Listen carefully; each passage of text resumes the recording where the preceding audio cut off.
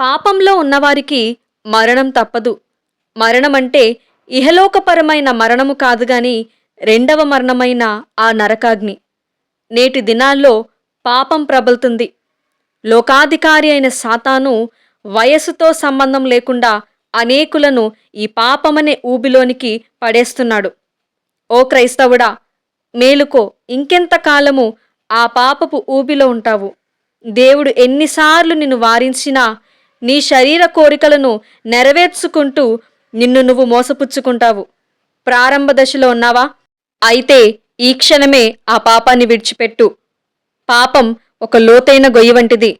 ఆలస్యం చేస్తే అది నీ జీవితాన్ని పూర్తిగా నాశనం చేస్తుంది. యోసేపు వలె పాపము నుండి పారిపో. నిన్ను ఆ నరకపు పొలిమేర నుండి లేవనెత్తుటకు ఆయనే తన ప్రాణాన్ని నీ కొరకు పెట్టి నీకు నిత్య జీవాన్ని బహుమానంగా ఇచ్చారు.